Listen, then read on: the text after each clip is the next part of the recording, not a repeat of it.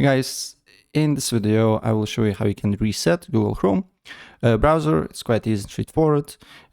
All the settings will be on factory settings, but your password, your bookmarks, and what's connected with your account will be not restored, right? So it will be the same settings. So you will not lose your passwords or whatsoever, right?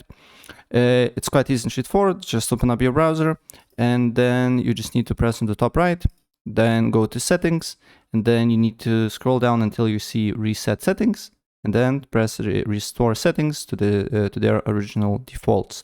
Press on that, and as you can see here, this action will reset Chrome settings and Chrome shortcuts, disable extensions, and delete cookies and other temporary data. So press reset settings, and then I just recommend you to just restart the app simply by just closing it and then opening up again.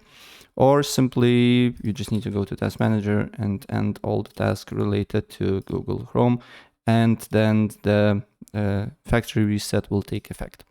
Right, so that's pretty much it. And if I help you out, please press like button and subscribe for more. Take care.